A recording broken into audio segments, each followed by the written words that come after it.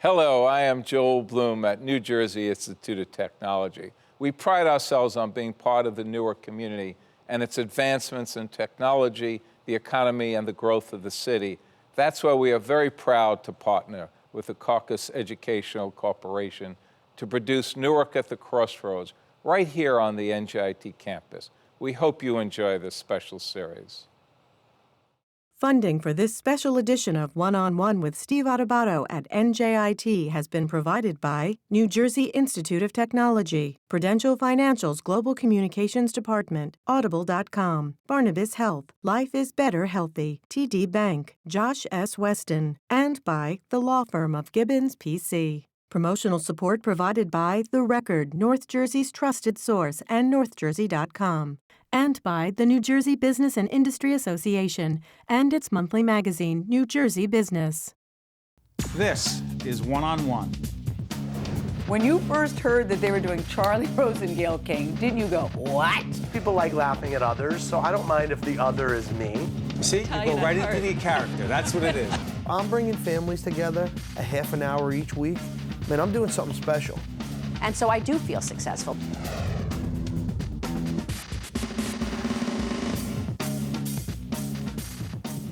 Welcome to the campus of NJIT, the New Jersey Institute of Technology, the Jim Wise Theater. I'm Steve Adubato. This is a series we've been doing called Newark at a Crossroads. It is my honor and my pleasure to introduce Junius Williams, who is the author of Unfinished Agenda, Urban Politics in the Era of Black Power, and the founder of the Abbott Leadership Institute. Good to have you with us, Junius. Good to see you. This is a fascinating book on so many levels. Unfinished Agenda. What is that agenda, and why is it unfinished? The agenda that was started way back in the 60s with our slogan, Freedom Now, which then morphed into an understanding that to get free, we have to have power. So if we're going to have power within the black community, how do we best achieve that? We then went into a phase where we felt as though we had to run people for elective office, and that's where we are now, kind of 40 years later. I think that agenda is unfinished. So here's the interesting thing. As I'm looking at the book, I'm thinking, Junius runs for mayor in what year? 1982. Against Sharp James. No, against Sharp Ken, I ran against Ken and Gibson, Earl. and Earl Harris, and then Sharp is later. And so Newark has had an African-American mayor since Ken Gibson in 1970. That's right. And Cory Booker leaves, and we have Ras Baraka now. So since Newark has had an African-American mayor since 1970, is that not black power? It is in one sense that it was never maximized. That's my position that I take. We have the jobs in City Hall. When I say we, I'm talking about black people. The majority of the jobs in the Housing Authority, all the ancillary places, even the Board of Education, because at one point that was all up under the mayor. So Ken was patient, and he got the jobs. Ken Gibson was patient, and so he got to fill all of those jobs, in essence. But is that really all we need? Because see, when Ken became mayor, when Ken Gibson became mayor, the power was taken away from the city to the suburbs. Explain that. Because the money left town, the jobs left town, the people with the money left town, and started running Newark from the state house. So, for example, when Ken came in and there was a big deficit, he had to go to the governor and say, I need some more money. That's not much different from Ras Baraka as mayor having an approximately $90 to $100 million gap. Whether he likes Governor Christie or not, he has to deal with him because he needs the state help. Is that much different? Absolutely. That's what I'm saying. And I'm saying that there are ways in which we could have maximized that power by understanding. First, you got to understand what power is. You got to understand that just because you have some power now, if you don't use the power that you have to go to the next level of power. What is that level? Because you're talking about jobs. We have the jobs. Right. We have the power. In city government. But to do what? We don't have the jobs in the downtown community, for example. But is it about the jobs? Well, that's one aspect of power. If you can feed the people, then that's power. But you can't do but so much if all you're going to rely upon is City Hall and the Housing Authority. What about the jobs in Prudential? What about the jobs in the banks? All of those things. So what I say by the next level is understanding that there is that private sector of power, there is that state level of government, there is the federal level. What are you going to do to make sure that you have power to impact upon that? And I point out one of the turning points in Newark political history, and this will never happen again. I point out that Larry Coggins came to me and said, Larry Coggins was an activist who was an aide to Mayor Ken Gibson. well, he worked for me at the time in Model Cities, and yes, you were he did. head of Model Cities. And community development. That's right. We had meetings amongst my top staff, and Larry was one of my top people. He came in and said, I tried to tell Ken we ought to run district leaders and take over the county government. Democratic Party. Take over the county Democratic Party, which at that time really ran the government because that was before Peter Shapiro and the county executive system. Right. But Ken wouldn't do it. We had the mandate from the people, not just from black people, but from white people as well, and Latinos. Latinos weren't that many at that particular time. But in the suburbs such as East Orange, Orange, South Orange, where they were liberal whites, where there were blacks just beginning to move, Ken was seen as the great thing. And if Ken had organized people, he could have become the county administrator at that time, when it was time for that to happen. You know, it's interesting to me that, Junius, I've known you, obviously, as a kid growing up, with my dad being very involved in government and politics and social life in the state. Growing up, I always knew who you were, and you were always doing important things. And so as I listen to you, I'm thinking to myself, power to what end? Is it to take control of, if you're in control of City Hall, if you're in control of the jobs in City Hall, in control of the Housing Authority, in control of the Board of Education, isn't it to some end to have an impact? And if, in fact, those things have not happened, is that not the failure of the black community? Well, that did happen. And I'm not passing judgment on what happened on that level of job dispensation. What I'm saying is, as you pointed out, Newark has no money. Newark has always been in that position. Once Ken Gibson, then Sharp James, it's always been a deficit. Right. The money is at the state and federal level. How do you get to that point so that people can get the benefit of the tax money they put in? How do you see that changing? How do I see it changing now? Yeah. Is it just the way it is, and that's the way it's going to be? No, I still, one of the mantras that I have throughout my book is that the power in the street must go along with the power in the suite. Give me an example. Power in the suite is the mayor. Power in the street is Junius Williams, or somebody like Junius Williams. There has to be a connection between those of us who are organized in the community and those of us who are in city government.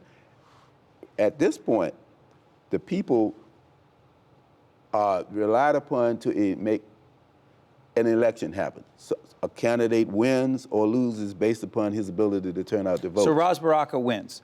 He talks about connecting to the people. He talks about not being beholden to the power brokers. But what can he get done if he is not doing business with Chris Christie, if he's not doing business with the county government structure, if he's not doing business with those who hold the purse strings and have power? What impact can he make? He can hold those people accountable. Go ahead. He can hold those people accountable by people showing up at a certain place at the right time, for example, by making sure that when they vote in the county elections and the state elections, because New Jersey is one of those states where somebody's always getting elected every year. Every year we got one of these elections. So if your organization is tight, you can begin to make an impact upon, for example, county government. Sure. Somebody should have been ready to say to the county executive right now, what are you doing for us? What have you done for me lately, as Janet Jackson says. Right. So it's interesting. You've been involved a lot of these, for all these years, and Ras Baraka becomes mayor, and also you write a lot. By the way, it's a fascinating book. It's called Unfinished Business. Unfinished Agenda. Excuse me, and it's also Unfinished Business, but Unfinished Agenda, Urban Politics in the Era of Black Power. By the way, plug your publisher. My publisher is North Atlantic Books, and it's distributed by Random House. Good stuff. What's interesting is you write in this book about Ras Baraka's father, Amiri Baraka, who was a fascinating person. And by the way, we did one of the last interviews with Mr. Baraka at NJPAC before he passed, and I just was fascinated by that interview. You write about him in here. You write about so many interesting characters. If I could ask you before you get out of here, you came here from Richmond, Yes. Virginia. You love this city? Oh, yeah. Because? Because, well, one of the indices that I love it is because I'm still here after almost 50 years. And you could be a lot of other places. I could have been a lot of other places. Believe me, my wife will tell you. I love this city because of the people, because of the potential that I found when I got here.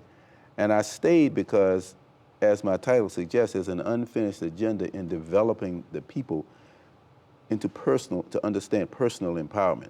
If you are personally empowered, then you can join with somebody else and become organizationally empowered. And if you're organizationally empowered, then you can make change. You can make intelligent change. It won't just be done on an emotional basis. I'm not against emotion. Emotion propelled the civil rights movement, but we had a plan. We had an agenda, and that agenda took place throughout organization. That's what I want to see happen. And finally, you're optimistic about this city? I'm optimistic. Because? Well, I think we do have new leadership. I think that Raspberry Rocker is going to do a good job. I think there are more people enlightened, and there are people like you and me around to tell the story. Got to keep talking about it. Yes. Listen, the book is Unfinished Agenda, Urban Politics in the Era of Black Power. Junius Williams has not just been writing about this, but living it. And the book is fascinating because it also talks about coming of age in the 1960s when he came here, the Newark Rebellion, which some of us, when I was a kid, it was called the Riots, is an extraordinary 5-day period in 1967 in this city. The Gibson years, running for mayor in 1982, powerful stuff against Ken Gibson. And also the Abbott Leadership Institute, which is a great organization, a great team that Junius leads up. Do yourself a favor, get this book, read it. Junius, thank you for joining us. Thank you. Appreciate it. All right. Appreciate you having me. Be back right after this. To see more one-on-one with Steve Adubato programs, visit us online at steveadubato.org. If you would like to express an opinion, email us at info@caucusnj.org. Find us on Facebook at facebook.com/Steve Adubato, Ph.D. and follow us on Twitter at Steve Adubato. We're pleased to be joined by an old friend of our family and a scholar and an observer of Newark who needs to be listened to. He is Bob Curvin, the author of a wonderful book called Inside Newark, Decline, Rebellion, and the Search for Transformation. Good to see you, Bob. Good to see you. Really quite a pleasure. Bob, I told you, this is one of those books that for those of us who are born and raised in the city, you sit down and you read and you don't want to put down. 5 years to write this book? At least 5, probably more. You know, much of it is really a part of my life. You grew up in the city? I grew up in Belleville, actually, in Silver Lake section, right off of Bloomfield Avenue, 2 blocks from Newark. I'm really a Newark guy. I was born in Newark. My family had moved to Belleville when I was very young, and when I came back from service, we moved here in Newark, and I've been here ever since. And you've seen an awful lot. You write about the riots. You call it the rebellion. By the way, why is it the rebellion of 1967? As a young boy, I grew up calling it the riots. You mentioned in the book that a lot of kids left their homes. I was one of those kids that left our home for Belleville. My aunt lived in Belleville, and my father reluctantly let us leave because it was so dangerous in the neighborhood. Why do you call it the rebellion and not the riots? Well, I try to explain that there are 2 categories. You know, one is riot and one is rebellion. And riot puts you in a frame of mind where you really are focusing on the people, the criminality, breaking windows, doing a whole variety of things, looting and so on. If you talk about a rebellion, the focus is really on the institutions. And you're saying, help me. You know, the answer for rebellion is more efforts to really change the conditions that led to the disturbance. In a riot, the effort is to lock people up. And the concern is the anger to criminality. Now, what I find interesting is that so many people have focused on this difference of view about what this means. But I mentioned this in the book that, in a way, this is a kind of a street level theory of we want to see the city become better. And I think that to take something positive, at least for the community, out of this horrible experience, because I also mentioned that a riot is a form of insanity in a way. But to take something positive, to look to a vision of improvement, is perhaps a gift in a way. Let's put it in perspective. Bob Curvin was there the night in July Right. of 1967. As a young boy, I remember hearing on the radio, sitting around there with our family, the incident happens. A cab driver by the name of John Smith is dragged by the police, different accounts of it, but Bob Curvin was a first-hand witness to a lot of this. The cops drag him. He is beaten, allegedly. Right. Bob Curvin's pulled in and asked by law enforcement officials to try to curb the situation and tamp things down. Right. 3 to 5 days of horrible things happen. So here's my question. By the way, get the book, read it, put out by Rutgers University Press. You want to find out the details, but here's my question. The long-term implications, Bob, of that rebellion on the future of the city this many years later, describe it. Yeah. Well, I would say that there is, at this point in our history, there is a profound misconception about the effect of the riot, because in fact, when Reverend Howard picked up the book, he said, "I'm glad you got the sequence right." By the way, Reverend Howard was also part of this series. He was just sitting in that chair a few hours ago. Right. Go ahead. Oh, really? Yeah. So the point is that the decline comes first, and the city was in serious decline when 1967 happened. The riot did not, or rebellion, whatever you want to call it, did not create the decline that the city was faced with. It made it worse, for sure. It hardened many attitudes about the city, negative attitudes about the city as a place of rancor, crime, conflict, corruption. Be clear, folks, at the time of the riot rebellion, a mayor by the name of Adubato was the mayor, controlled by the mob, the mafia. They controlled the jobs in the city. Right. He was beholden to them, and in many ways, African Americans had no opportunity to progress in the city. There was only one black councilman, I believe it was Irving Turner, back in the day, and there was no real political Well, Calvin West had also won in 19... He was part of the administration. The administration, exactly. The administration. The point is this.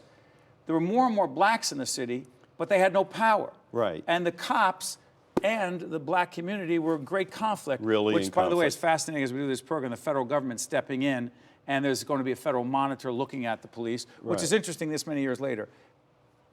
It wasn't shocking to you that that situation happened in '67, right?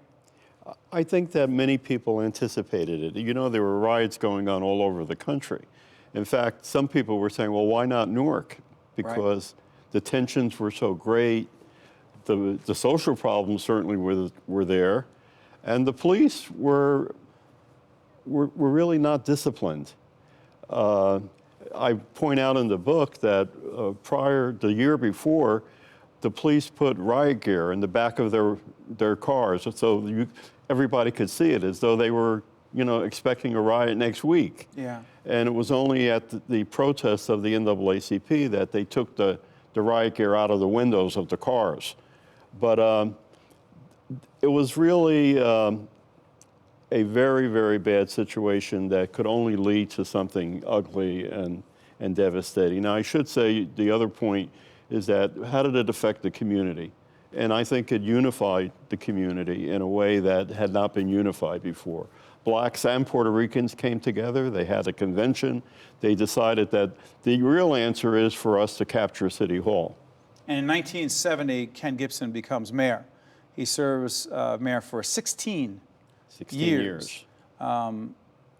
Again, Sharp James becomes mayor after that. Again, read the book to find out a lot of the details. Right. Why do you believe, Bob, that so many mayors in the city of Newark. You Adonisio in the 1960s, Ken Gibson after that, Sharp James after that, wound up having legal slash criminal problems, corruption in their administrations. Is there something about Newark? I think there's something about cities, and certainly the urban kind of communities of Baltimore, Boston, Detroit, Chicago. You know, I mean, one of our injustices that people often point to Newark as the case. It's not the case. It's one example of a whole range of tensions about how do you get opportunity. And some of this corruption comes from things that we call the mob, you know, because if you go back 40, 50 years ago, many of their immigrant families were closed out of the legitimate opportunity system as blacks were in later years when they came north. So that was their way of trying to get jobs, to create businesses, to send their kids off to college. And the next generation, their kids are lawyers, accountants, doctors, and what have you. The promise and the delivery of Cory Booker, you see this over many, many years. You look at Cory Booker, comes in from Harrington Park, not a product of the city of Newark. Right? Unlike a lot of mayors. You say Cory Booker did what for this city? I think he made some marginal improvements, but I would also say that he didn't live up to the promises that he made, and he certainly did not meet the expectations that many of his supporters had. Unrealistic expectations? Well, I think they were unrealistic. I mean, if a mayor comes into a city and says, I'm going to create a new standard of urban transformation right here in Newark, you know that that can't be true, because the problems that you would have to change are long-standing. They are deeply entrenched. Such as, Bob? The legacy of discrimination, the housing policies that were imposed on the country in the 30s. You're talking about redlining, that blacks couldn't get mortgages. And mortgage own restrictions and so on. You're not going to change that overnight, and no mayor is going to change that in one term or even two terms. What not about even crime? Crime is the byproduct, and I use the word payback in a way for a society that has almost totally excluded and subjugated a class of people. And race helps to define so much in this society. We don't have an answer for it as yet. When we see these, you know, hundreds and hundreds of young men walking around, standing around, and then we read the paper about some of the almost inexplicable, crazy criminal behavior that occurs. It's related. I'm sorry for interrupting, Bob, but devil's advocate. Okay. Race is at the core. But if someone were to say, wait a minute, a city like Newark has had a black mayor since 1970. Right? Mm-hmm. And a black-dominated city council. So the black power structure, right? Well, the black-dominated city council came maybe 8 years after That's true. Gibson. That's true. Yeah. Because they're fair. Right. Could someone say, you know what? That at a certain point, that racism is hard to use as an explanation if blacks were in political power. What would you say to that? I would say that it's only part of the story, because the Newark's problems are national problems. They're not local problems. I think and the same thing with Detroit and Boston, Baltimore, whatever. When you talk about unemployment, for example, and jobs, it's even greater than national. It's global. You know, we're talking about how global markets and global competition now have wiped away the kind of little petty jobs that you and I used to have when we were kids. I could always find some kind of work if it were washing bottles in a soda factory down the street, shining shoes, you know, whatever. But today, it's a very different world. It really is. After writing this book, by the way, go out and get the book. It's called Inside Newark, Decline, Rebellion, and the Search for Transformation with Bob Curvin. I want to ask you, how optimistic are you? Ras Baraka is the new mayor. Right. By the way, in the book, Ras Baraka's dad has written about extensively. Amiri Baraka, my dad, Steve Adubato Sr., a good friend of yours, has written about extensively. For many years. He loves the parts where you say nice things about him. I didn't read him the other parts. Real quick, before I let you go, how optimistic are you about the future of this city of Newark? I'm modestly optimistic. I think Ras has been handed a very, very challenging situation. He's got to clean up a lot of mess that was left behind by his predecessor. Really? The budget, the... Do you mean by Luis Quintana, who was the interim mayor, or Cory Booker? I mean by Cory Booker. Really? Yeah, well, the look how he... A $100 million gap in the budget? Yeah, you know, we were told a couple of years ago that the budget was all fixed, that he had a consultant, a brilliant consultant who had come in and figured out, you know, how to fix the budget for at least 5 years. But it certainly is not true. And he's got to figure out how to, I mean, that's number one priority.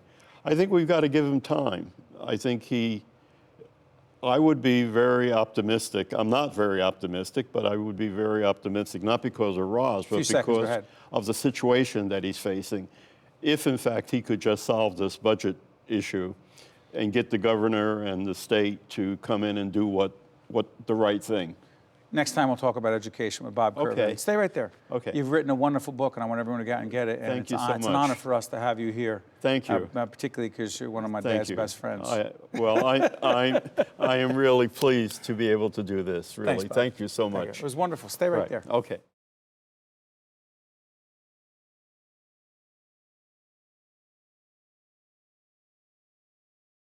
One-on-One with Steve Adubato has been a production of the Caucus Educational Corporation, celebrating over 25 years of broadcast excellence. Funding for this special edition of One-on-One with Steve Adubato at NJIT has been provided by New Jersey Institute of Technology, Prudential Financial's Global Communications Department, Audible.com, Barnabas Health, TD Bank, Josh S. Weston, and by the law firm of GIBBONS, P.C. Transportation provided by Airbrook Limousine, serving the metropolitan New York, New Jersey area. This program has been made possible in part by the FIDELCO Group. Hi, I'm Eric. You might see me as an ordinary person, but I've been living with a brain injury for nearly 2 years. One of my struggles is short-term memory loss. At Opportunity Project, I'm given hope and support, and I've gained my confidence back through the job placement program. Despite my challenges, I have a reason to keep improving. Today, even though life has changed me, I believe that anything is possible. If you have a brain injury, you don't have to face your road to recovery alone.